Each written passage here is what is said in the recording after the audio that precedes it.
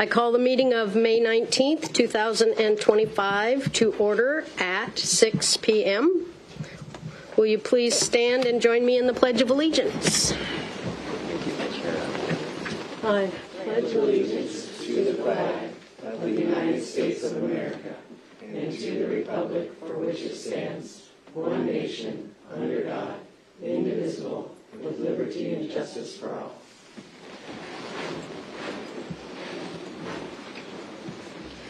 Okay, tonight we have an invocation by Pastor David Barnes.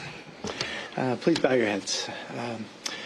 Dear Father, tonight I come to you with a very specific prayer of gratitude. I pray gratefulness over each one of these council members, their sacrifice and their willingness to serve this community, so we lift them up to you.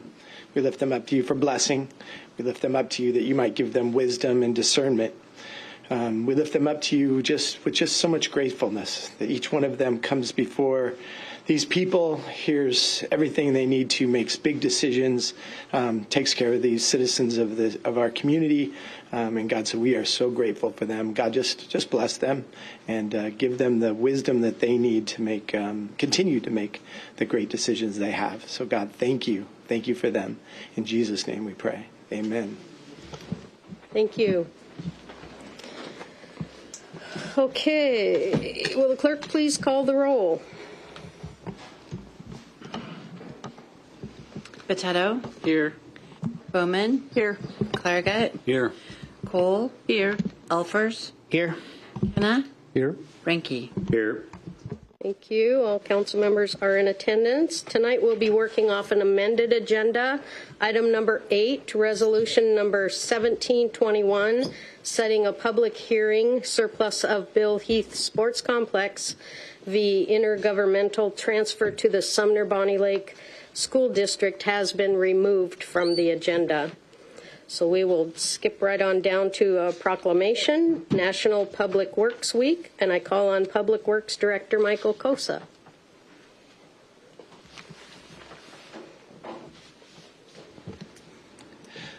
Hello, my name is Michael Kosa. I am the Public Works Director, and I'm joined here by Ryan Windish, who's our Community and Economic Development Director. And we are here to celebrate National Public Works Week. So wanted to share some information, and we're just so excited to be here, specifically to celebrate Public Works. The city's Public Works Department manages the city's transportation network, including our streets, and with community and economic development, our parks and our trails. Public Works also manages our drinking water sources and distribution network. That we manage our sewer collection system and our treatment facility. We manage the stormwater collections and treatment. And we also manage our vehicle fleet management and maintenance services. Our Community and Economic Development Department also serves the city in a public works capacity, including developing and maintaining the city's parks and street trees and hanging baskets, providing burial and memorial services at the Sumner Cemetery, and providing maintenance for our city facilities and custodial. Both departments work together during city emergencies. We are available 24/7, 365 to serve the needs of our city, and are also an integral part of putting our many city events on, which typically occur outside of normal working hours. The efforts involve hanging street banners, prepping for events with no parking signs, road closures, and barricades, participating in the event security to increase city presence, and then everything all the way up to taking everything down and cleaning it up. We have brought a couple of our special guest stars from Public Works with us for tonight's meeting. I'm going to introduce the first, and Mr. Windish will introduce our second. So want to guys come up here, Lyle and Kevin. So I'll first talk about Lyle. Lyle is an operator too, who has been working at the city since 2019. He's a second-generation homegrown employee. He has been born and raised in the Sumner Valley, attended Sumner's schools, and graduated from Sumner High School. Lyle worked at the Sumner Cemetery for 2 years before joining Public Works in our operations division. he has become an integral part of the operations and maintenance team, and you can see that as you drive through town. It's not uncommon for Lyle to be in the street sweeper, or working on a utility repair, or patching asphalt, or picking up roadside garbage. One of Lyle's favorite tasks is tending to our city's goats and sheep that we use for vegetation management. They are always happy to see him arrive with their favorite treat, a bucket of grain, or to move them to another greener pasture, another stormwater facility that treats our runoff and slows the flow to our creeks and rivers. Lyle is one example of our many public works employees that work exceptionally hard to make Sumner a better place to live and play. And I'd like to say a few things about Kevin Jorgensen. He's our field supervisor out at the cemetery. And as Michael was going through the list of what Public Works does, there's a lot of things that kind of are behind the scenes, and I think the cemetery is probably a little more behind the scenes for folks than normal. But I'll tell you what, Kevin's been out there for 20 years. He started out as seasonal, and then about 10 years ago, he became the field supervisor, manages a small crew. But when you go out there, they take meticulous care of what are sacred ground for our community. They always have an enormous amount of respect for what's happening. They recognize that a final resting place, a final ceremony, and the final interment is a sacred thing, and they handle it every day like that. They take meticulous care of the grounds. I went out there to observe Kevin opening up a burial site. The guy is a master on the backhoe, I'll tell you that. And just to show you the kind of detail, Kevin jumps off the backhoe after he got the grave opened up, and he grabs a can of gold spray paint, and he goes over and he's spraying on the lid for the vault that ends up going over top of the coffin and setting it all on the ground. Gold spray paint because it just wasn't quite perfect enough. So love the amount of care our crews take. Kevin's largely responsible for that. And just wanted to recognize him for that. Thank you, Kevin, for your hard work. So we've invited both Lyle and Kevin to jointly read the proclamation. So we're going to give them that opportunity if that works for everybody. But I'd like to see if we can give them a round of applause first, because we have a lot of public works folks here.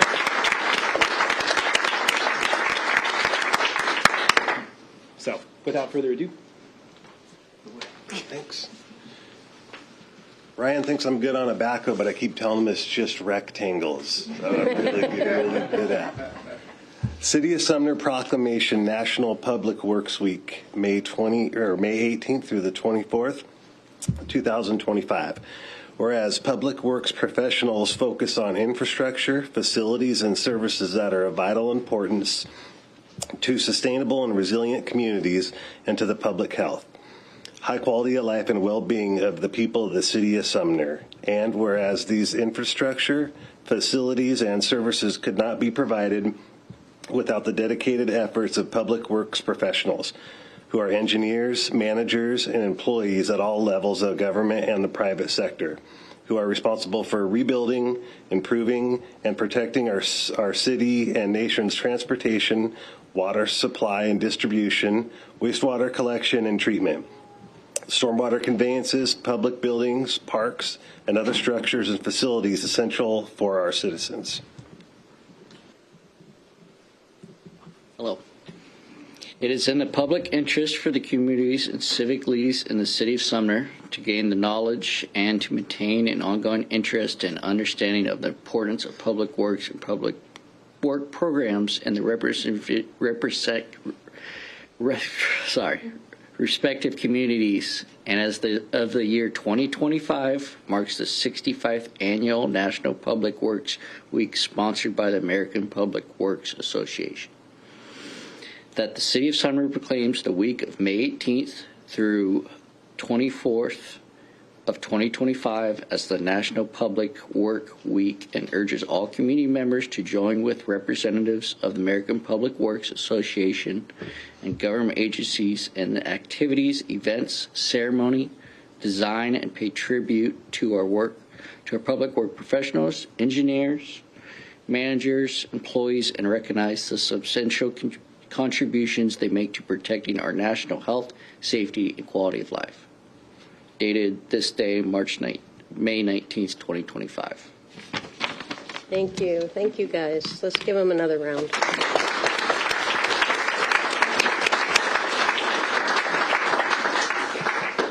I did hear a rumor that the goats liked Lyle just as much as he liked them. And in some parts, they call him the goat whisperer. There's a few that still need names. We got a few names. Kathy's not a good goat name. Just saying.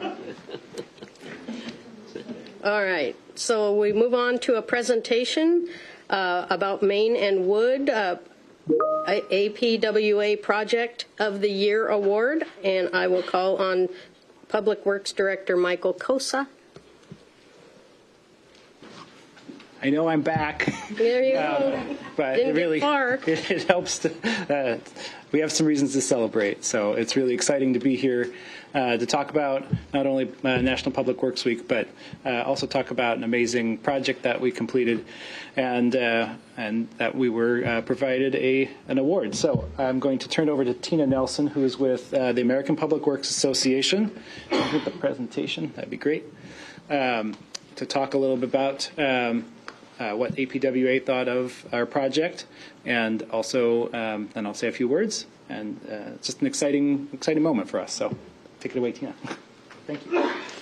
Thank you, Michael Kosa, Mayor Hayden, and City Council members. I'm Tina Nelson. I'm here representing APWA, American Public Works Association, and the Washington State Chapter as the chair of the Product of the Year Awards Committee. And I'm here to recognize this incredible achievement for City of Sumner. It may be a small city, but boy, can you guys deliver. As the chair of this committee and also as a capital projects delivery manager for Kitsap County, I have seen a few projects over the years. Projects are designed assuring that standards are followed, permits requirements are met, features are maintainable, and safety is upheld. This was an exceptional project. The design wasn't simple, but that really wasn't the key to success in this project. It was really the outstanding project, the outstanding efforts in coordination. The proactive coordination, outreach to stakeholders during all stages of the project, innovative solutions. When materials were late, somebody would come up with a way to fix it, take care of it, and come up with some kind of solution. And the ongoing communication with the public. Communication within the city, between team members and departments, not just the team in Public Works, but with the finance department, with the communications folks, all had to help each other out to make all of this happen. And of course, communication with the contractor. The contractor is part of the team. It's not them against us and a contract. That was pretty clear on this project. But most of all, the coordination with those directly impacted. These pictures really speak very well for what happened on the project. Easy access to the bank, getting into the Napa Auto Store to get your parts, etc. Difficult for the businesses, but the outreach during the design phase took place, and they continued during construction with providing special access when needed, helping delivery trucks get to where they needed to be, scheduled pedestrian detours, one-on-one meetings with property owners, making the project manager, Courtney, you were available on one-on-one talking with the property owners, talking with the businesses when something was needed. And there was even a consideration made for a family with a newborn baby. That is what we want to do in Public Works, because we are here in Public Works to serve the public. We are spending tax dollars, and we need to spend those tax dollars wisely, and they certainly will spend wisely on this project. Being timely, working well with your citizens has a long-term effect. That all helps the city. It builds trust and community, and this project certainly did so. So my heartfelt congratulations to the City of Sumner Public Works Department and the City Council for an exceptional delivery of a great project. Thank you.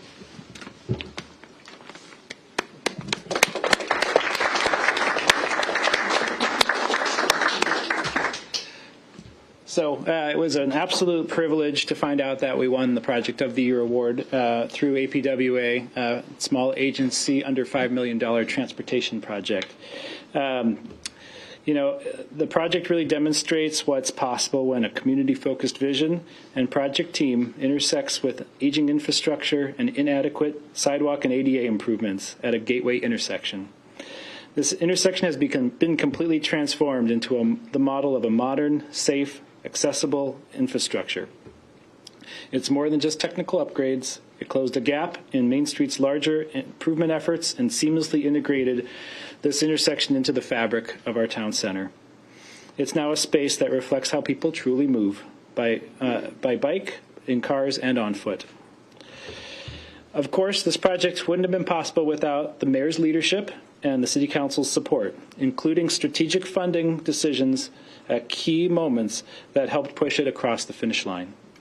This project was truly a significant effort for city staff with direct contributions from every department. Just to name a few, the finance department successfully managed the complex world of federal grant reimbursements. Development Services assisted this project with SEPA requirements and helped to decode our sign code for a tricky private sign that needed to be removed. Community and Economic Development maintained strong relationships with adjacent businesses throughout the pain of construction. Legal secured crucial and challenging property acquisitions from Napa, Dairy Freeze, and the bike shop. And that significantly affected their properties, but yet we were able to work with them in a very positive way over a period of time to get what we needed to get done so that we could provide the parking that was needed, as well as the sidewalks. So thank you to legal. Police helped coordinate our intersection and parking changes. Communications ensured project design was communicated to our community members and it had the right look and feel. We had a survey that ran through at the beginning of the project, and they also helped us manage the businesses through their disruptions. Administrative Services connected us with WCIA staff, and who provided valuable insights, including discussions about crosswalk paint colors, all the way down to our all-way pedestrian movement phase. And IT helped configure the incoming fiber project and determine how we will tie the new signal into our future infrastructure. So it truly was a city effort, not just Public Works, not just staff. Everybody got to play a part in this one, and that's why I love this project. So thank you all for your trust to help staff see this project through to completion from 2018 to 2025. The special thanks goes to Courtney Luttrell. We've already talked about. She's the Public Works Project Manager in charge of the project. And then Elisa O'Haver Ayala, who was our city engineer for the project. Those two put in countless hours of effort on behalf of the city to plan and execute the design and construction of this amazing project. Their efforts retired the oldest signal in Sumner while doing everything the city could do to assist our adjacent businesses. I applaud their efforts, and I hope you will join me in applauding them as well. That's awesome.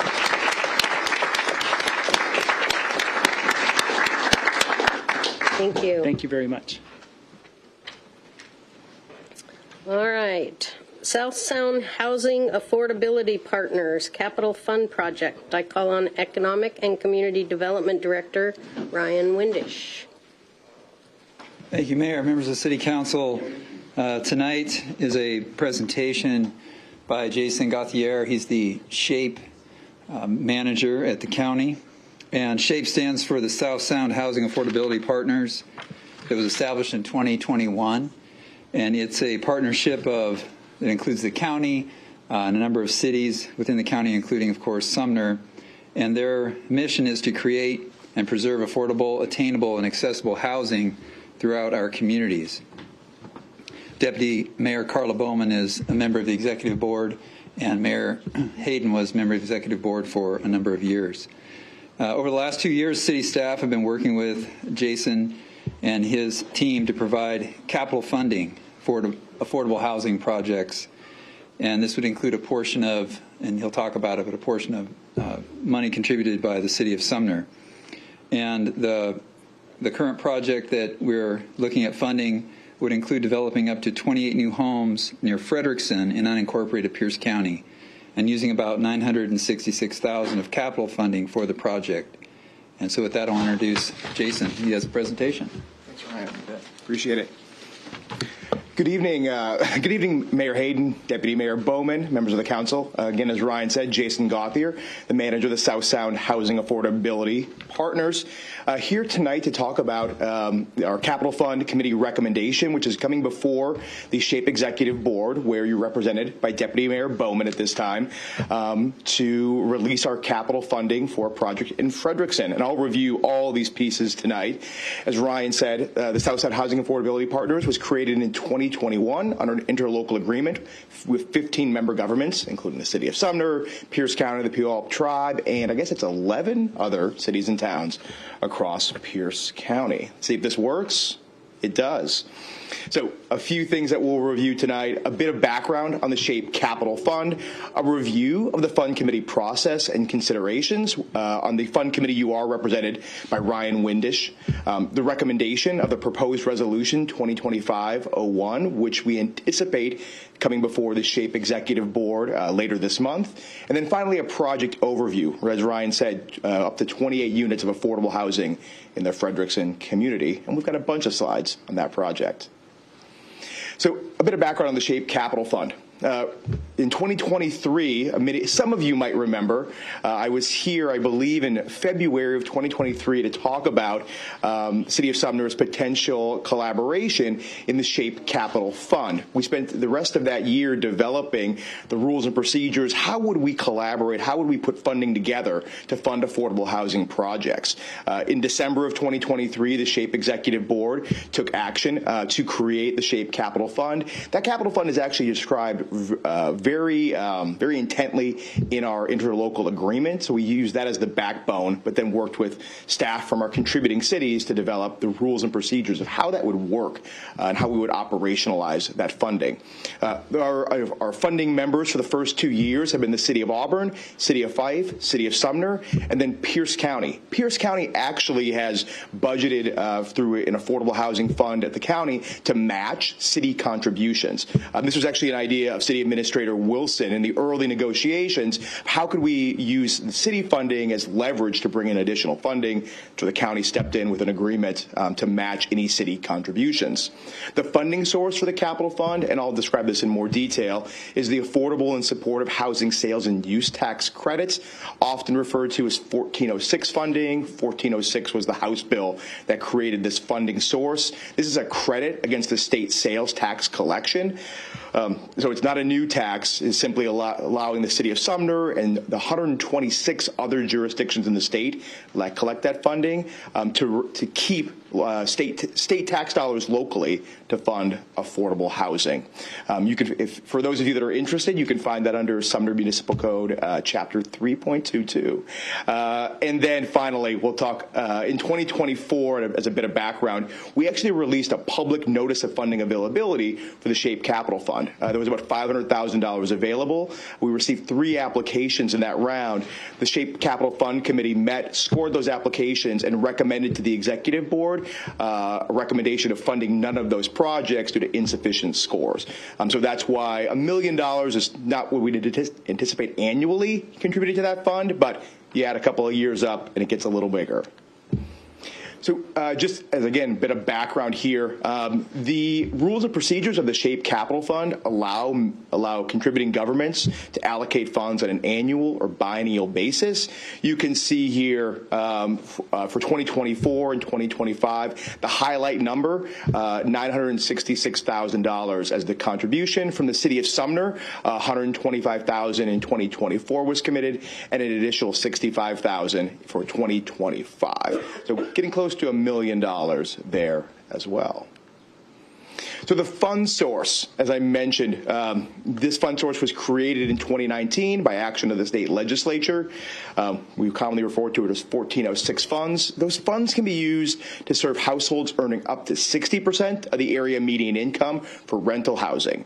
And then in 2024, SHAPE actually led a coalition to amend that legislation to allow those dollars to be used to fund affordable home ownership projects up to 80% of the area median income, which is good for us because that's the direction we're headed this year with the capital fund. The fund, those dollars are really flexible. They can be used for basically anything in the affordable housing realm. So acquiring, rehabbing, constructing affordable housing, funding the operations and maintenance of housing, or providing rental assistance to tenants for that housing. So I mentioned area median income, so just as a bit of background. So you see the Tacoma metro area. So these numbers annually are figured by the U.S. Department of Housing and Urban Development. The Tacoma metro area is actually all of Pierce County. So you see Tacoma, but think all of Pierce County for those numbers. I mentioned that the funds can serve households up to 80% of the area median income for home ownership. So we always look at a family of 4 for some reason, but that's always the number I remember. So family of 4 earning exactly 80% AMI is earning $650. You don't see 60% AMI on there. That's sort of a state of Washington number they like to use. So 60% AMI for a family of 4 is earning just under $71,000 a year. That's calculated using HUD's numbers, going down to 60% AMI. So the committee process, again, you're represented on that committee by Ryan Windish. This staff-led committee met 7 times between September 2024 and April of this year. It began a meeting immediately after that funding recommendation of no funding, realizing we needed to maybe restructure or rethink what are our funding priorities. So that was the first consideration. That committee worked for months to really dig into what do we want to fund, what type of projects, what income levels are we looking to serve. Then there was a robust discussion as well about the style of funding we want it to be. Do we want to be a catalyst funder? Do we want to serve as that initial local leverage to bring in more private and public dollars to a project? Or do we want to be the last money in? So we've had a number of discussions over the years with affordable housing developers. And the thing we hear time and time again is the importance of local investment in a project. It allows them to go out and get those additional public and private dollars to complete the capital funding for those type of projects. And last money in is often a bit of a misnomer in the affordable housing public funding world. It's typically a little bit of money up front and then all the money at once. And so being sort of the last little bit in the tank is really not how it all works when it comes to affordable housing funding. You're either a little bit up front or you're all at once with everybody else. And so this project that the recommendation envisions is being that catalyst funding to bring in additional dollars to fund the project. We also considered a process for funding, whether we want it to be sort of a broad-based notice of funding availability or if we want to be more targeted with a request for proposal, looking at specific properties, specific housing or project types to fund. The recommendation we'll talk about in a few minutes is a request for proposal as part that our funding will be invested in. Then we reviewed opportunities to support the development of publicly owned properties for affordable housing development. And you'll see in a slide that becomes a priority for our funding committee, utilizing those publicly owned land as leverage as well to create more affordable housing. Again, another discussion and review of examples of RFPs that include surplus property and funding pre-commitments. This has become relatively commonplace in King County. The best example, a few years ago, Sound Transit surplused a property at its Overlake Station property. That project, King County pre-committed $5 million to the TBD affordable housing project. So this is what our fund committee has proposed is pretty commonplace in other parts of the state. And then finally, the committee also adopted a funding usage statement and the principles to help them guide their decision making. So that policy statement will focus on the three principles. Principle one was a funder priority. I won't read that for you, but what I'll say is the idea here is if you put money in the pot, you want something from it. So eventually we want to ensure that every funding member of the SHAPE Capital Fund sees those dollars reinvested in their community to support the creation of more affordable housing. Principle two was that government-owned properties principle. So we'll prioritize funding projects that are built on publicly owned properties. Priority one inside of that principle would be from contributing members or from member governments of SHAPE. Then priority two in that would be any publicly owned property. So think Sound Transit, DNR, DOT properties that could be acquired by local government and then made available for affordable housing developments. And then finally, principle three was geographic funding. So how do we ensure that over a 20-year comprehensive horizon, all of our contributing members are sort of equally or equitably invested in with the SHAPE Capital Fund? So the recommendation that the Capital Fund Committee has made to the Executive Board, the Executive Board reviewed this recommendation at its meeting on May 2nd, and we anticipate them taking it up for consideration at its May 30th special meeting. So proposed resolution 2025-01. This resolution would authorize the pre-commitment of up to $966,000 of the 2025 SHAPE Capital or Housing Capital Fund for an upcoming request for proposal that'll be issued by the Pierce County Community Development Corporation. The Pierce County Community Development Corporation is a chartered agency under Pierce County. It's a public development authority. It allows it to be a bit more flexible in what government can do to increase economic investment and opportunity. So they'll be transferring land for affordable housing development in the Frederickson community. The proposed resolution would include 5 requirements that would be included as part of that RFP. First, the SHAPE Capital Fund monies are not able to be used for the acquisition of property. Those dollars are only for capital construction to build affordable housing. Number 2, the project must include a minimum of 20 affordable housing units. We'll talk a bit about that number as well in coming slides. The project must meet the funding guidelines of Pierce County. The Pierce County Community Development Corporation, as part of that RFP process, must prioritize responses that propose the construction of units using universal design principles. So think water hallways, no-step entries, lower countertops, allowing people to age in place in those communities as well. How do we serve our communities that are, our senior communities, our disabled communities better in our housing typology? And then finally, the RFP will require the RFP respondent to also market these affordable homeownership opportunities to residents in the cities of Fife and Sumner. As our primary contributors, we want to make sure that your residents have the opportunity to at least know about the opportunities to own a home here in the next couple of years. This would not restrict the future residents of these communities to being current Fife or Sumner residents, but would make sure that any respondent awarded these dollars and this property would have to make affirmative marketing attempts in your communities, and that would be worked out as part of the contractual agreement for the land and money. So now on to the most exciting part of this, and it's the actual project itself. So we call it Frederickson South. This property, and we're sort of missing it there, this property was purchased from the Department of Natural Resources in October of 2024 for $998,000. The DNR is statutorily required when they sell a property to sell it at appraised value, and so that was the appraised value that the county utilized general fund dollars to acquire it.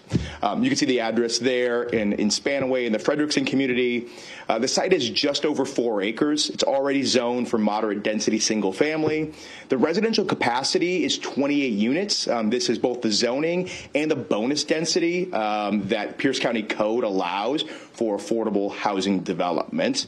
The project type will be an affordable home ownership project. And then finally, the affordability target, utilizing the flexibility created a couple years ago in the funding source, will be for households earning no more than 80% of the area median income. So here we see, I'll note, this is not, we do not know that this is what the project will look like. The Pierce County Community Development Corporation, in its pre-development efforts, has done a number of things to better understand what is able to be built on this property. But this is an initial site plan just to show what could be built on this property in Frederickson. So that would be a site with 28 units for affordable housing. Sorry. Now I need to get back to my notes. So on our project timeline, so Phase 1 due diligence were completed. This was the consideration of site feasibility, incorporating our density incentives, understanding what we could do with this property. Phase 2 was acquisition. Again, that was completed in October 24 with general fund dollars. Next stages that we're in right now, or that the CDC is in, site planning. So site planning, this includes civil engineering that'll lay the way for a future grant from the state to complete our water and sewer extensions and connections. So this part of the planning was recently invested in by the state legislature, assuming the governor doesn't line item veto this project in the capital budget tomorrow. But the state legislature allocated just over $500,000 to fund the pre-development at this project. Next, we've got our development preparation. This will be the completion of the RFP and the release of that RFP in fall of this year. That'll be used to select a developer. The SHAPE Capital Fund Committee will be on the larger committee to score and recommend the developer to select for this project as well. Number Phase 5, these are the upcoming pieces on our timeline, just grant and funding applications. So securing our layered public funding to build out this project. The first piece of that will happen later this summer/fall when the county will go in for a Connecting Housing to Infrastructure grant for $2 million. So again, to connect, to extend and connect sewer and water infrastructure to that site. And then we move on to construction. So again, we'll have selected a developer by early next year, if not by the end of this year. They will be again applying for funds. We anticipate that they'll apply to the Housing Trust Fund or the State Housing Trust Fund this time next year, and then we'll move into construction in 2026. First with the infrastructure, and then continuing with the build time through 2028. So, how do you fund a project like this? Staff estimates, again, this is without knowing the developer will select or what the project exactly will be, how many units there'll be, but looking at 28 units and using historical numbers, we anticipate a development cost of about $17 million. So that includes everything: pre-development, infrastructure, construction, sales, soft costs, the whole thing, what it's going to cost to build 28 units at this property.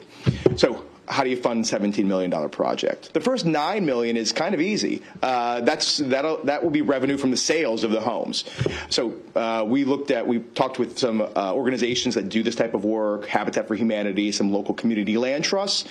So we would estimate these homes to be sold at about $320,000. So that's the first $9 million. 28 homes at $320,000. So now you have $8 million as a funding gap to complete this project.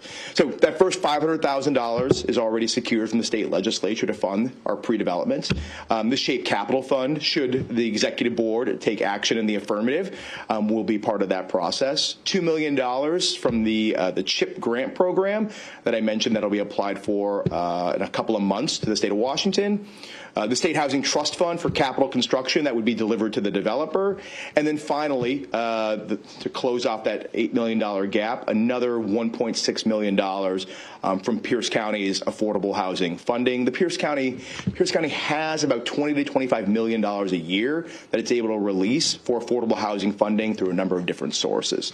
So they would anticipate putting that money into the project. And so next steps, I sort of ran through this already, but the next pieces for the project would be the release of a developer RFP in the fall. Again, staff applying for a CHIP grant in the fall as well, finalizing that developer agreement late this year, early next year, application for more funding from the state and from the county in 2026, close of financing in 2026, and then home sales start in 2027 through 2029. And that's the recommendation that is before the executive board, and I'm happy to take questions on the project, on SHAPE, or on anything else housing related you might have. Any questions for him? Let's start down there. Mr. Kenna. Okay.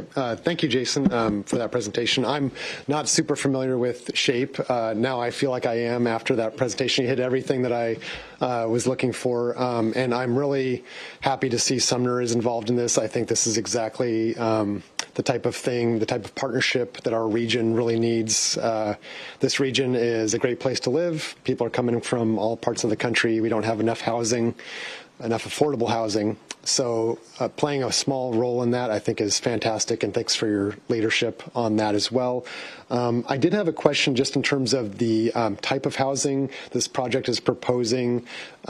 Generally, my knowledge of housing issues is pretty scant, but I know middle housing is a big issue right now in terms of providing condos, townhomes, duplexes, all the way up. So I was wondering why single-family homes would be kind of the approach here and not those other options. So if I'm able to back up on the slides there. And if I missed it, please. Yeah, no, you didn't miss anything. I think that's a great question. And so when you're looking at that, there's a few things to look at. So I think staff is imagining this being, so you're looking at, those homes divided there. We're hoping, I think any developer is going to want to sell them as a fee simple lot, but zero lot line development. I worked at Habitat for Humanity for a decade.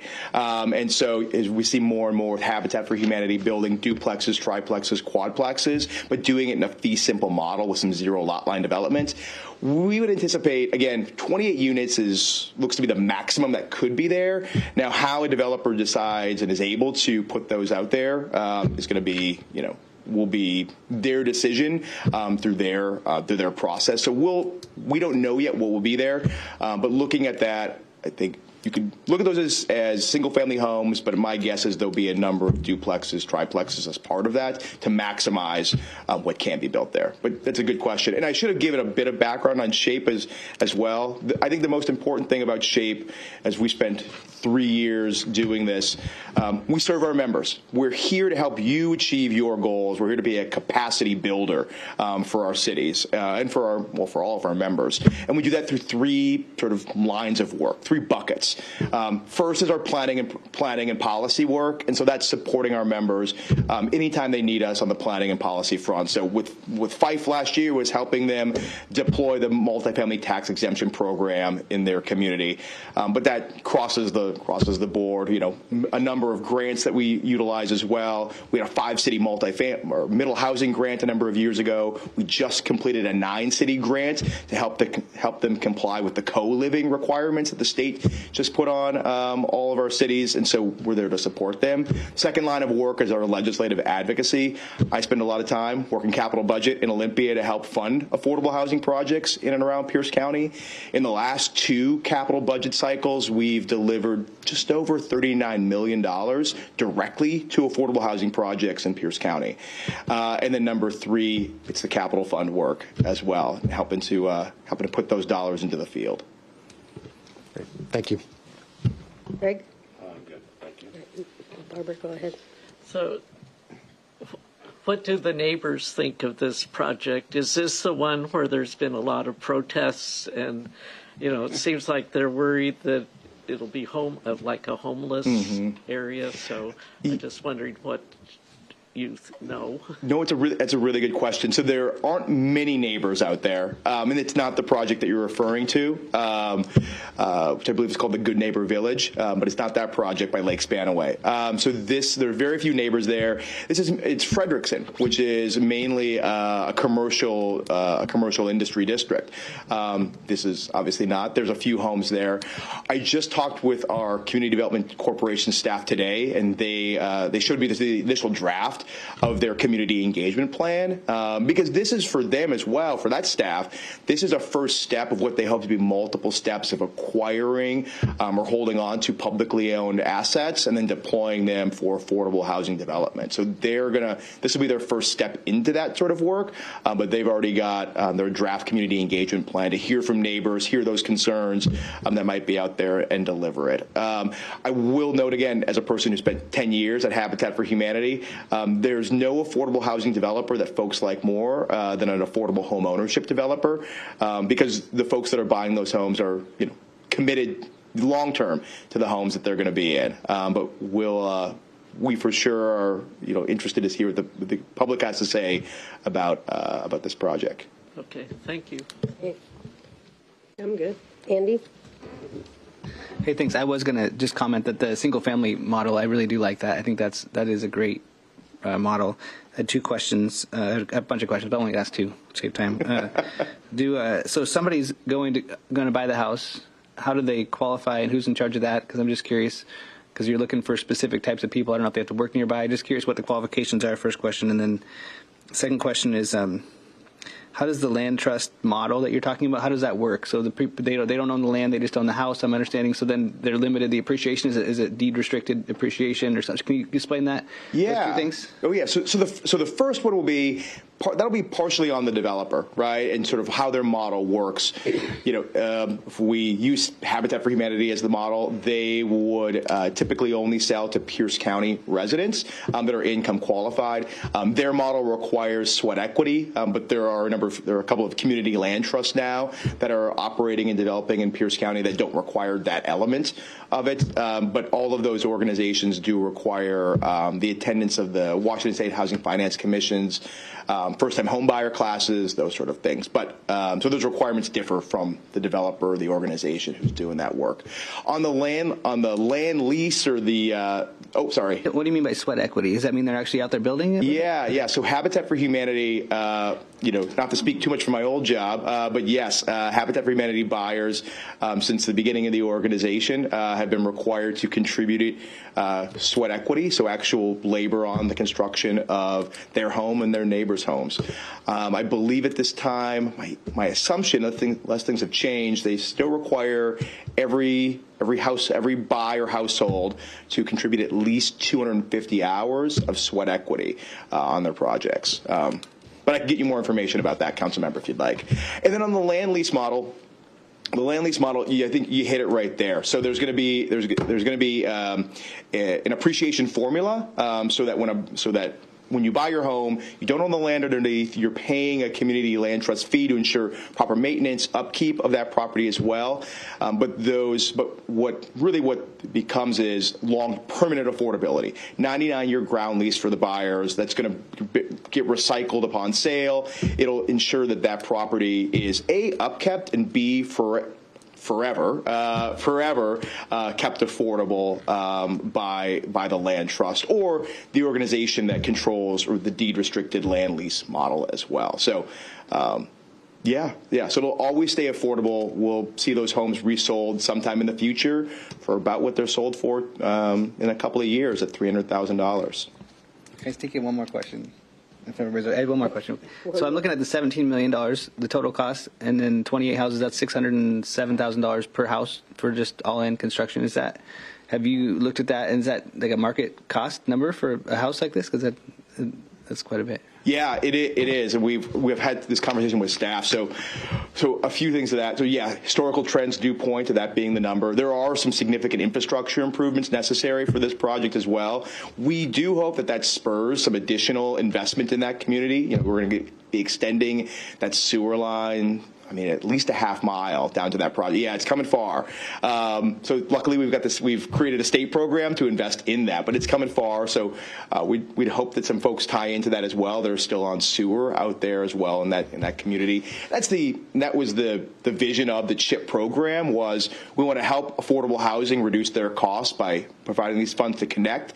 But then we also hope this also reduces the cost for future construction, affordable market rate, because now we've brought more of that infrastructure to areas that are not served by infrastructure. So 17 million, yeah, that's good. It's a big number, but that's the way affordable housing and all market rate housing as well sort of headed. I was looking at the BIAW's breakdown of Pierce County square footage costs, looking at the project, and I think if you use their average price per square foot for a Pierce County project, it would put the number, again, looking at 28 units, making some assumptions, right, of square footage, but it would have put that cost closer to $700,000 utilizing the BIAW structure. So in that community, median price of a Pierce County home right now, and I think you probably know this as well from your industry council member, but as well as in Tacoma, it's over $500,000 right now. So I'm guessing it's probably closer to $600,000 across Pierce County right now. So it puts this project in line with the industry costs as we see them at this time. I have a comment. Thank you. Let me get them first. No, you're good? Okay, go ahead. Thanks. I would just say that to me, affordable housing, I have quite a passion for it. I think it's very important. I lived out in that area myself for about 20 years, and I think it'll be an upgrade to the community. I think that I would thank you for all the work you do. I mean, you are on it all the time. There is so much energy, in the meetings that we attend. So what you do, what Ryan does here for the city, it's really a great thing. So I would just thank both you guys for everything that you do. Thank you. Thanks. Thank you, Jason. I'll say thank you, and also just again thank Ryan and thank Jason for their leadership on this. I mean, it really was City Administrator Wilson who led on this, who was the first person in my first few months that sort of called and said, like, this is why Sumner joined, right? We've got these dollars, we want to deploy them, let's figure out how to do it. And so Jason and Ryan, thank you for your leadership. Mayor Hayden, thank you for your time in the executive board, and Deputy Mayor Bowman, it's good to have you in the executive board. Thanks so much. Thank you.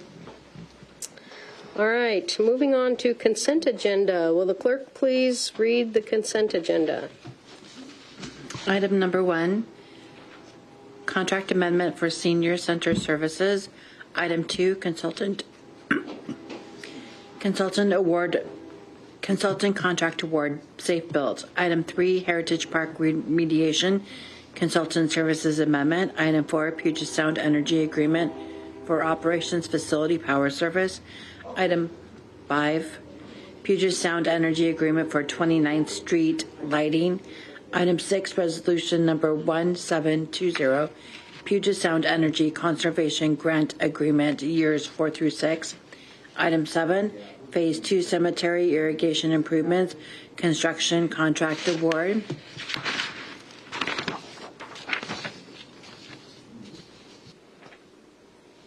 Item 8, approval of the minutes from the May 5th, 2025 regular council meeting and the May 12th, 2025 study session. Thank you. Deputy Mayor Bowman, would you please make a motion to adopt the consent agenda? Thank you. Yes, I would like to make a motion to adopt the consent agenda. Thank you. Do I have a second? I'll second. Seconded by Councilmember Kenna. Been moved and seconded to approve the consent agenda. Would any council member wish to remove an item? Seeing none. All in favor? Aye. Aye. Any opposed? Passes unanimous. Okay. Now we move down to public hearing, and we have no public hearing tonight. Moving on to regular business, ordinance number 2926, partial right-of-way vacation, Highland Street, 142nd Avenue East. Councilmember Clergett, would you like to make a motion? Yeah, I'd like to make a motion to approve the ordinance number 2926, partial right-of-way vacation, Highland Street, 142nd Avenue East. I'll second. Seconded by Councilmember Elfers, was that? Yeah. Yes. All right. I call on Deputy City Attorney Doug Ruth. Thank you, Mayor. To refresh the council's memory of this ordinance, it's a vacation ordinance. It would remove a road from the road system, city road system, and give it back to the property owners that abut that road. In this case, it's Highland Street. The justification for vacation here is that Highland Street was lost to history. parallel roads were constructed, houses were placed on Highland Street, and now the value to the city of Highland Street is small. There's no utilities under it. It doesn't provide for any transportation, but the constraints on the property owners is quite high. This ordinance would allow for a reservation of utility easement. It would not require compensation from the owners. It was notified properly. A hearing was held. At that hearing, questions regarded the future proposed River Grove pedestrian bridge, the provision of utilities at the road, and I think that was mainly it. So committee recommended do pass. Thank you. Any comments from the council? Seeing none, would the clerk please call the roll? Potato, Yes. Rinky, Yes. Bowman, Yes. Hannah, Yes. Clarigat, Yes. Elfers, Yes. Cole, Yes. passed Thank you. Passes unanimously. unanimous. All right, moving on to public comment. Michelle, will you please read the rules for public comment?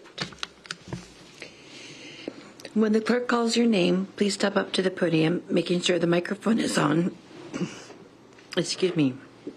You will have 3 minutes to speak. As a reminder, commenters are prohibited by state law from utilizing public comment to campaign for an appointed or an elected office, or use public comment to support, promote, or oppose any candidate for appointed or elected office. This portion of the meeting is the council's opportunity to hear from community for things that are not on the agenda and not to answer questions.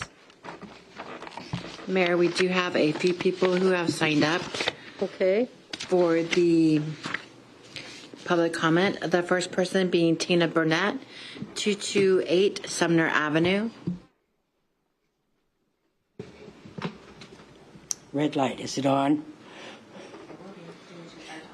Okay. And I emailed everybody a copy of my comments. Today I want to talk about a silent witness to our city's history, a place of memory, family, and community, the Ryan House. For well over a century, this venerable structure has stood on Main Street, not just as a building, but as a cornerstone of Sumner's story. Its origins stretch back to a pioneer cabin built in the 1860s. But the Ryan House, as many came to know it, truly began to take shape with George Ryan, Sumner's first mayor, and his wife Lucy. In fact, it was on May 18th, 1875, their wedding day, that George and Lucy Ryan moved into the house, which George expanded from that original cabin into a home for his new bride. Can you imagine a day of new beginnings, not just for a family, but for a home that would become so central to our town? Yesterday marked the May 18th, 2025 marked the 150th anniversary of that very day, a sesquicentennial of love, family, and establishment of this historic home. The Ryan House is woven into the very fabric of Sumner. It's been a family home, a post office run by Lucy Ryan, the place where the first plat of Sumner was drawn. Imagine the conversations, the decisions, the daily life that unfolded within its walls, shaping the Sumner we know today. In 1926, the Ryan family generously gifted the house to the city. For decades, it served us faithfully, first as the Sumner Public Library, a place of learning and discovery for generations, and then as the Ryan House Museum, safeguarding our collective past. This house witnessed its own 100th anniversary celebration by the city, a testament to its enduring presence. It became a landmark recognized on the National Register of Historic Places in 1976, a symbol of our heritage that many assumed would stand for generations. But right now, as this Ryan House has just passed its 150th anniversary of becoming the Ryan family home, and instead of a grand celebration of its endurance, love, and historical significance, the city of Sumner, its custodian for nearly a century, has proposed demolition. As we stand at this crossroads with the 150th anniversary of George and Lucy Ryan making this house their home, having just passed yesterday, the story of the Ryan House forces us to ask critical questions. How do we value our history? What is our responsibility to the landmarks that tell our story, that speak of the families and foundations of our community? The fate of the Ryan House is more than just one building. It's about the soul of our community and the legacy we choose to leave behind. Let's hope we can find a way to honor its past and ensure it has a future. Thank you. The next person is Melissa Fox, 16913 8th Avenue East, Spanaway. I begin with a question. When does meaningful public dialogue with the City Council take place? Not at City Council meetings that limit public comments to 3 minutes per person and specifically states that there will be no back and forth with the Council. As for the committee meetings, the public can observe but cannot comment or provide input during the meeting. The City Council states that their doors are open to meet with people, but when those meetings have taken place, they aren't documented or shown on the city's website. How do the residents of Sumner even know questions are being asked and what the council's responses are? There are always more than one side to a story, and the only side being told is that of the city attorney, staff, and council. Spreading of disinformation and a pattern of omission are effective strategies used by the Sumner City Council to suppress a fair and balanced portrayal of events. A good example of omission, on March 17, 2025, I submitted a TNT article with my public comments and requested it be incorporated into the council meeting minutes. To date, under public comment in the online minutes, it states no attachments. Again, Heritage Park is 1/3 cement. With the water feature and gazebo gone, why is the name still Heritage Park? Nothing related to Sumner's heritage remains in that area. And by the way, the city still hasn't released a replacement honoring the early families who lived in Sumner. I posted my question about this, and here's the response I received. There's no design yet for how all the names will go back into the park. Just to clarify, the names returning will include all the donor names that were in the park, including on the brick pavers, just not the fountain names, or not just the fountain names. So, more history and recognition of the past gone without a firm commitment to restore it. Additionally, I'm submitting a copy of the stipulated proposed findings of fact and conclusions of law filed in Pierce County Superior Court on 4/8/2024 for inclusion on the city's website. Currently, the only representation of the 2023 lawsuit outcome is a summary filing that does not state the city's violations, which required a judge's ruling to enforce. The city of Sumner brought this on themselves by failing to comply under the appropriate process, including public comment and illegally issuing a demolition permit. The latest lawsuit represents an appeal to the city's SEPA process. The petitioners are filing to ensure the city is compliant with their own process. The city has and is allowing the public to believe Save the Ryan House and Nancy Ryan Dressel are creating frivolous litigation. In reality, a lawsuit is holding the city to the court-ordered process. The city is spinning a story of taxpayer monies being spent to defend against this lawsuit. In truth, the city itself this on by disregarding the legal process. Again, there are two sides to the story. Your time is up. Thank you. The next person is Randall Adams, 15013 63rd Street Court East, Sumner. Thank you.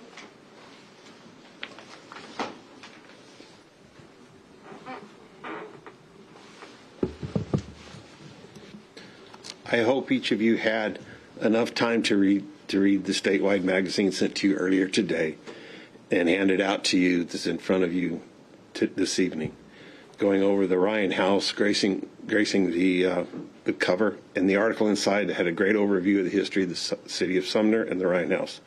These were handed out at the annual fundraiser for the Washington Trust for Historical Preservation last Friday night and are being distributed all over the state.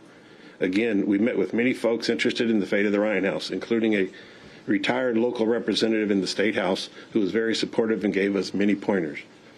All of those who we meet are like us. They can't understand your actions over the last 23 months and still question why. We know it was not for money because staff knew they had $1.9 million available, instead chose to represent only $1.1 to the council, and no other grants were to be had. And we were told everyone who should know about the demolishing of the Ryan House knew. Yet we found out later that was not accurate. Instead, we have at least one council member who was mad because they believed the secret to demolish was leaked out a few days early. Yes, the council was complicit with the staff in hiding the intent to demolish the Ryan House from citizens, which all gets us back to why. I believe the intent that the city acted illegally to demolish the Ryan House quickly was to bypass having to do an environmental impact statement, for you all know there is a high probability that historical ramifications will be verified and that may stop you from the demolition and a hindrance of your goal to having all of Main Street being four-story apartments. So $75,000 is the current price that you pay on top of the $60,000 you've already spent to stay away from an EIS. As we've heard, procedures matter. And now is the time for the city to start following the procedures and comply with the deed that stated library and park. We know you can work with other groups because the Rotary Club is raising funds specifically for the stage at the Ryan House Heritage Park, the Canal Block Heritage Park. Your working with us was to allow us to raise an unrealistic amount of $2.2 million in 6 months and then give it to the city with no strings attached, not even a commitment that all or any of it would go to the Ryan House. Tough sell to the local folks who wanted to support the Ryan House, telling them that we didn't know where the funds were going to go to.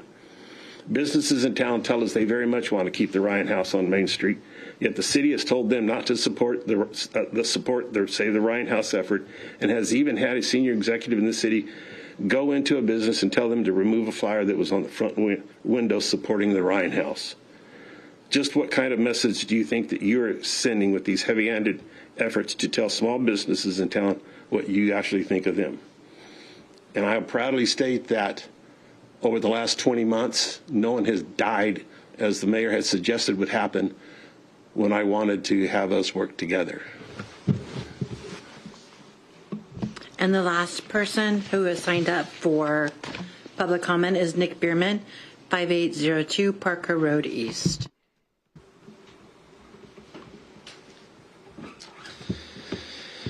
Hello, Mayor and Council.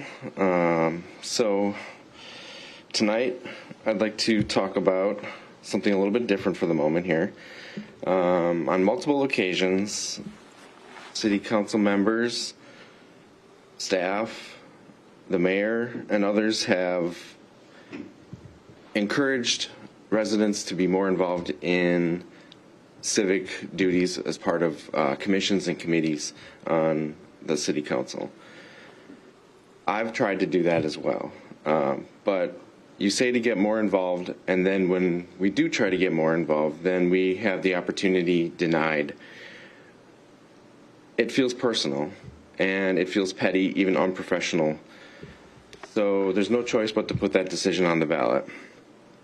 If the intent is to discourage civic participation, it's not going to work. I'm still here. I'm speaking before you now, and will continue to speak out. I also continue to seek more involvement in civic responsibilities. I truly believe that diversity of ideas is a good thing. It's a sign of strength, not weakness, and diversity makes us all better as a community.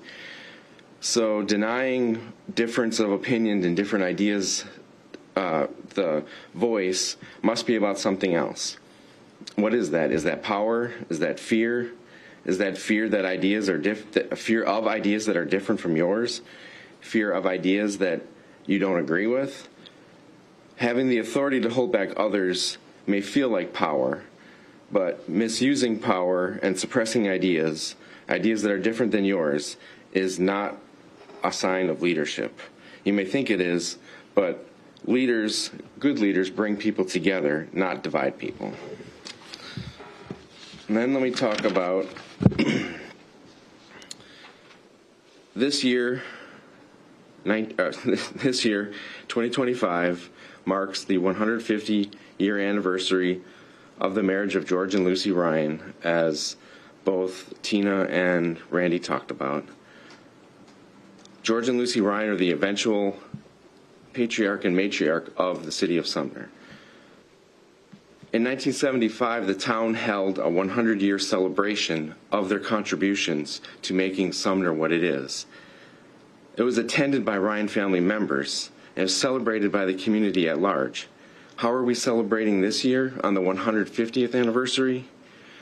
We're proposing tearing down the house and replacing it with what? We're wiping out the very icon of our town's history. What a shameful decision. And I fear that this is, that's time. Thanks. And Mayor, there has been no other people who have signed up at this point. Anybody come on up and give your name and address, and you have 3 minutes to speak.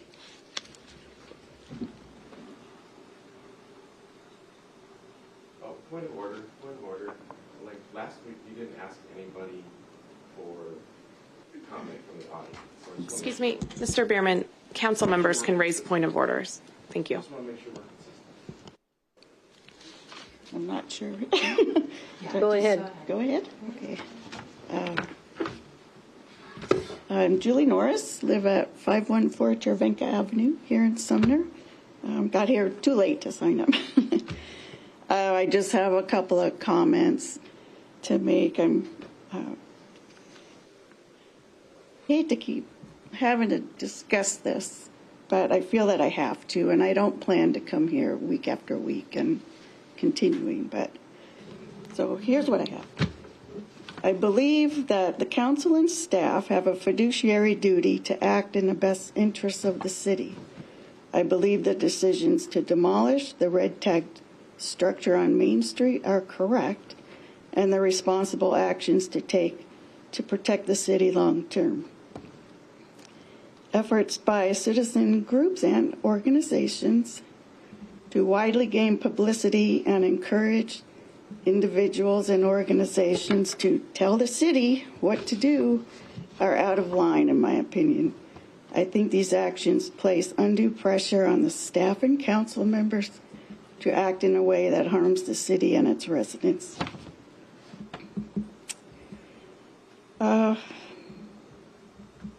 I did attend the hearing last year about the demolition, and the judge also mentioned that he thinks cities have a right to make budget decisions. So there's more to that, to his comments that have otherwise been shared. Regarding the structure, I don't think much has changed. There hasn't been much money raised, and I think the groups and organizations are really, at this point, just trying to bully the city into doing what they want. I think the council and staff have acted as they should. The recent bond rating assignment reflects that and validates their competence, as do other accolades the city has received. Continually, I think it's a job well done, and I think that continued negative commentary is unwarranted. Thank you. Anybody else? All right. Mayor, is there anyone online who would like to speak? Okay. Nope. Nobody. What? Jeff said nobody. Nobody? Nobody online. All right. Okay, so we will move on to new business. We have a planning commission appointment tonight. And Councilmember Elfers, would you like to make a motion? I would. I'd like to I move to appoint Amy Huo to the Planning Commission. Thank you. And do I have a second? I'll second. Second by Councilmember Kenna. And I will call on Ryan Windisch. Thank you, Mayor, members of City Council. I'm Ryan Windisch, the Community and Economic Development Director, and it's my pleasure tonight to introduce Amy Huo, who's moved to Sumner in 2022. Amy and her husband look forward to raising their daughter, who I'd like to point out has been very patient during this council meeting. They want to raise their daughter in Sumner, enjoying the many vibrant events, walking to downtown. Amy is a staff attorney for Housing Justice Project that offers free legal services to underserved communities, and individuals. Her interests include affordable housing, land use and traffic problems, and Amy is an active community member and former food truck owner. Her background in housing, sustainable foods, education, and community engagement will be a great addition to the Planning Commission. And as I think most of you already know, the Sumner Planning Commission serves as an advisory capacity to the City Council, and their main purpose is to assist in implementation of the city's comprehensive plan, including reviewing and making recommendations on updates to those plans, goals and policies, as well as amendments and changes to the zoning code and development regulations. The Planning Commission consists of 7 members, and this will round out the commission to a full 7 members, who are appointed by the mayor and confirmed by the City Council. A majority of the members must be residents of the City of Sumner, which Amy is, while 2 members may be non-residents who have demonstrated an interest in the City of Sumner. The members of the Planning Commission are to be selected without respect to political affiliations and shall serve without compensation. Ms. Amy Hose will fill a vacant Planning Commission seat with a term ending April 2026. Thank And you. she's here tonight. Ms. Ho, would you like to say something tonight? I don't have anything prepared, but thank you. Well, welcome anyway. Thank you. All right. Any comments from the public? Seeing none. Any comments from the council? Councilmember Kenna. I would just say, Amy, thank you for sticking with your interest with the city. I know you went for this seat on the council a number of months ago, and looking through your resume, you're more than qualified. So looking forward to hopefully officially welcoming you aboard. Councilmember. Go ahead. Barb, did you have something? Okay. Yeah, I would just say thank you for your participation, and I look forward to interacting with you at some point, but I think you really like the Planning Commission. It's a fun commission. That's where I met Council Member Elpers and Ryan. So anyway, thank you. Anybody else? No? All right. Will the clerk please call the roll? Bowman? Yes. Cole? Yes. Potato? Yes. Elfers? Yes. Kenna? Yes. Clarigat? Yes. Ranky? Yes. Pass 7-0. Thank you. Passes unanimous. Welcome. Thank you. All right.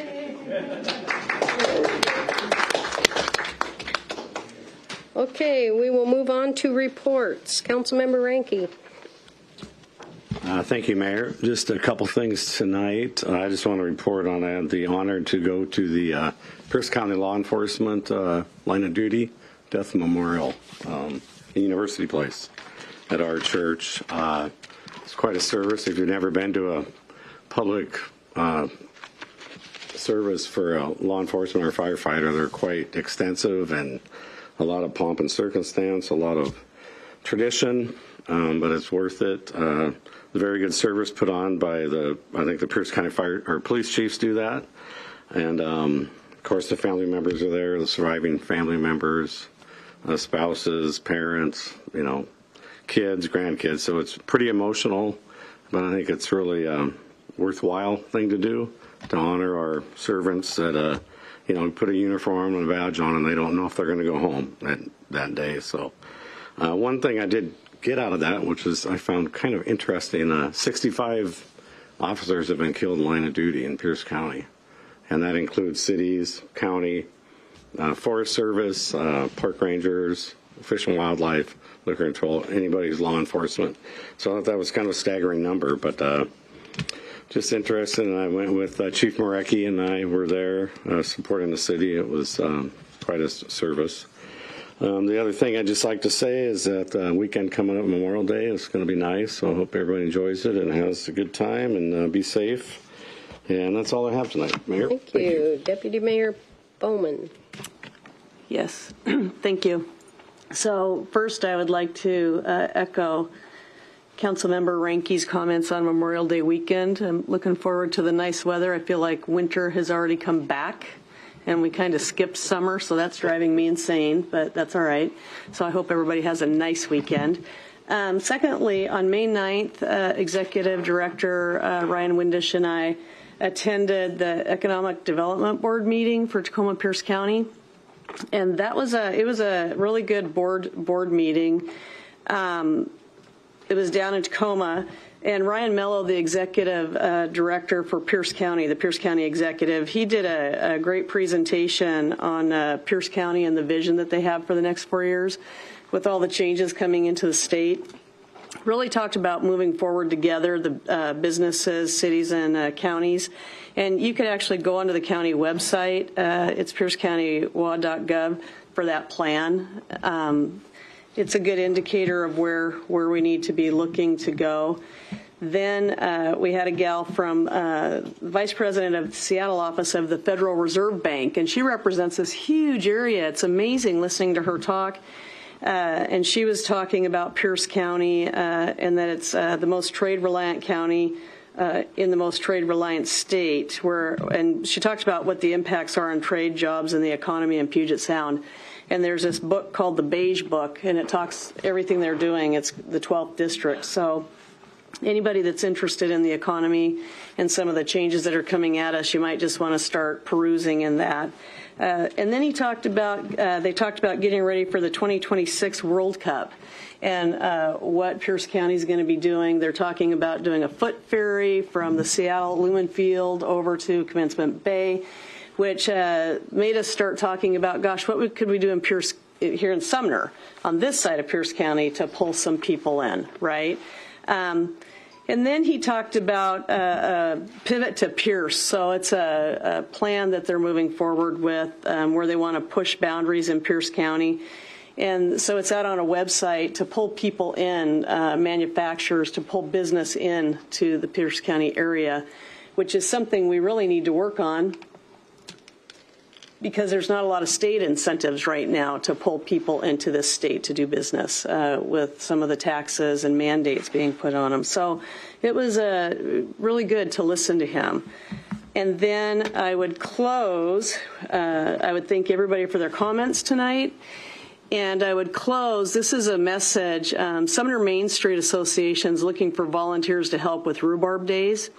And it's set for June 21st and June 22nd. Their biggest need is for helpers at vendor load-in on Friday night before the event, but they also need helpers on Saturday and Sunday during the event and Sunday cleanup. And this would be a great way to help the Main Street businesses out here. We keep pulling people in, and hopefully there would be some shopping that would be going on. But Rhubarb Days is one of Sumner's most beloved events, and it takes many volunteers to make it happen. So if you'd like to volunteer or learn more, you can go to sumnermainstreet.com and click on the volunteer button, or you can send an email directly to the director of sumnermainstreet.com. So you could send that over there to Lori. So a few of us have been talking quite a bit with Sumner Main Street and really just thinking about the businesses and how we can keep that energy down there on the Main Street. So thank you. Thank you. Councilmember Kenna. Sure, and I would just like to kind of follow up from the Public Works kind of recognition week and just say thank you, Lyle and Kevin, for joining us tonight, and for all the other staff at the city that do kind of the important work here to keep our city humming along. In particular, the cemetery where Kevin works. I've been out there when I was on the Parks and Forestry Commission. I got a tour out there and just was really impressed by the grounds and the amount of care and dedication that is given to, kind of the final resting place for a lot of folks here in Sumner. So just great job there. And Lyle's doing a lot of work, it sounds like, to keep our city looking beautiful and all the other pockets and corners around town. And then congratulations to the city and the staff on the award received for Main and Wood. I love the way that intersection has turned out. I love the all walk. I love the raised intersection. I think it, that's a pretty high traffic area in terms of you've got Dairy Freeze right there. You've got Township coming right off of that intersection, the bank and all the other businesses right around there. It's a real good end cap to kind of the town center part of Main Street. So I just really want to congratulate the city and all the work that was done there to really beautify and increase the safety. Thank you. Thank you. Councilmember Cole. Yes, a couple things. One, I just want to say, give special thanks to Lyle and Kevin for their work in the Public Works Department, most especially to Lyle and what he does, because I love those goats, and whenever I see them in the River Grove area, I go talk to them. So, anyway. So I did, on Thursday evening, I attended the online, the Pierce County Regional Council. I am the substitute member, however that is, and Councilmember Elfers is the official member of the committee. He was unable to attend, so I attended in his place. The main subject of that particular meeting was an update from County Executive Ryan Mello. And so Carla stole all my thunder. But I had no idea. I do want to say that what I really heard from him, he said all of those things. So I feel like we saw the same presentation.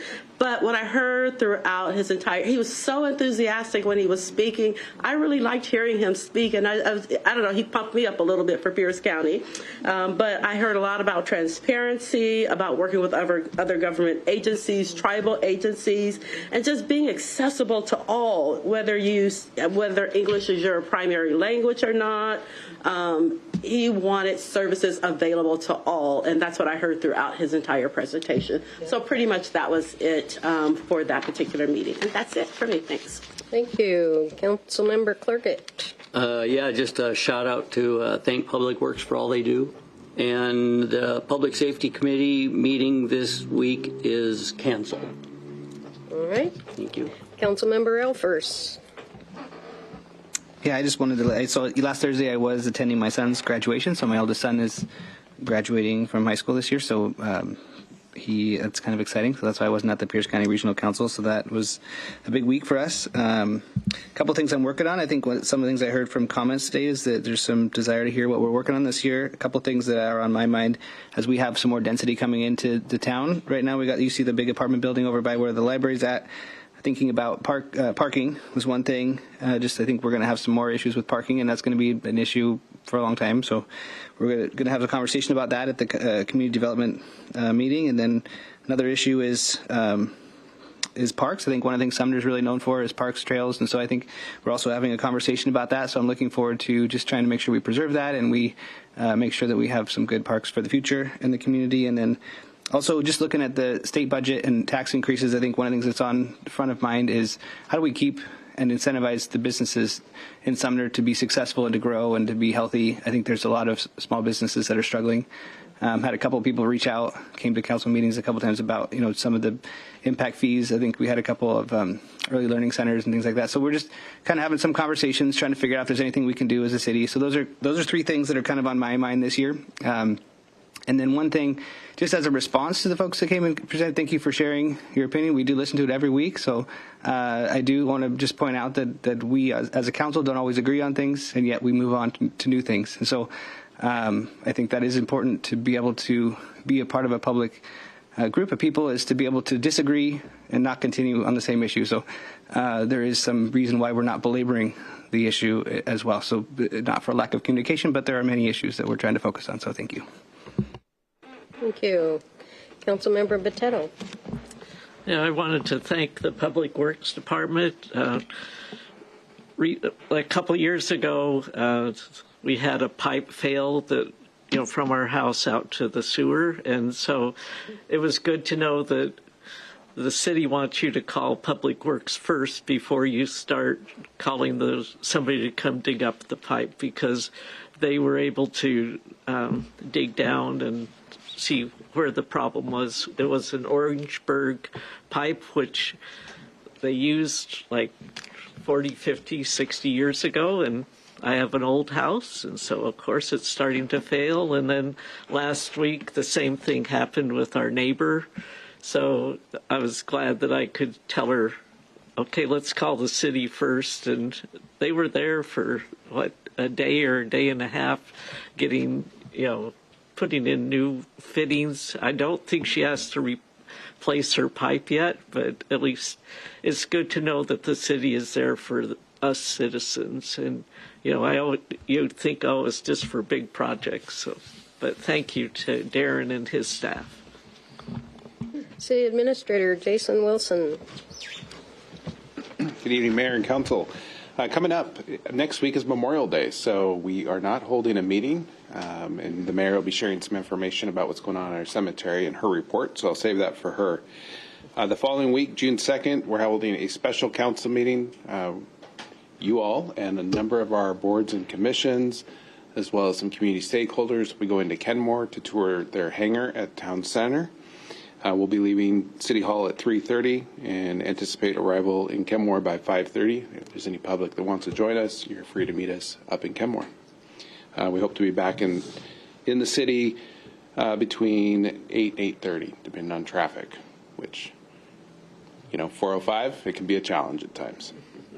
I want to just share some other exciting news. We recognize a lot of employees tonight. I want to recognize our finance department. They recently received the GFOA Distinguished Budget Award. I'm going to read to you what that means because it's rather impressive. GFOA, which stands for the Government Financial Officers Association, established the Distinguished Budget Presentation Awards program in 1984 to encourage and assist state and local governments to prepare budget documents of the very highest quality that reflect both the guidelines established by the National Advisory Council on State and Local Budgeting and the GFOA's best practices on budgeting, and then to recognize individual governments that succeed in achieving that goal. Each year, approximately 1,800 governments, including states, cities, counties, special districts, school districts, and more, have been recognized for transparency in budgeting.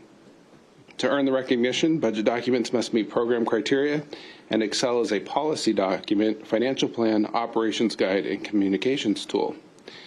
I'm pleased to say that Sumner is one of 50 to receive such recognition in Washington State, and that's cities, school districts, utility districts, etc.